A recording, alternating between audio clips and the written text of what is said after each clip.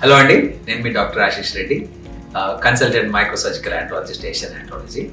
ఈరోజు మనము అసలు ఒబేసిటీ వల్ల స్పెర్మ్ కౌంట్ తగ్గుతుందని అందరూ అంటుంటారు. అది కరెక్టా కాదా, దీంట్లో ఏమన్నా మిత్ ఏమైనా ఉందా, దాని గురించి తెలుసుకుంటాం.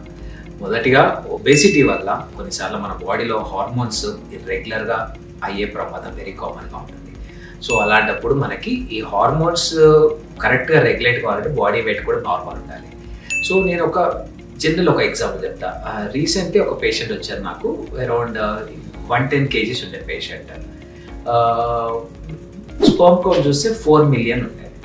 సో ఈయనకు చెప్పిన, అరే మీకు కౌంట్స్ పెంచడానికి నేను మందులు రాసిస్తాను అంటే, లేదు సార్, నేను వెయిట్ లాస్ అవుతాను, నేను వెయిట్ లాస్కి అవ్వడానికి ప్రయత్నం చేస్తున్నాను. సో అది అయిన తర్వాత ఒకవేళ అప్పుడు కూడా అవ్వకపోతే అప్పుడు నేను చూస్తాను సార్ అని నేను ఎంకరేజ్ చేసాను. వెరీ గుడ్ అండి, జనరలీ ఎవరు చెప్పరు, మీరు వెయిట్ లాస్ చేస్తే అంటే ఎక్సలెంట్ అని.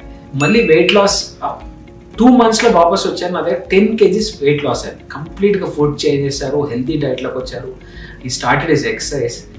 మీరు నమ్మరు, 4 million ఉన్న స్పెర్మ్ కౌంట్ 42 millionకి ఇంప్రూవ్ అయింది. ఒక్క మెడిసిన్ తీసుకోలేదు, not even a single drug.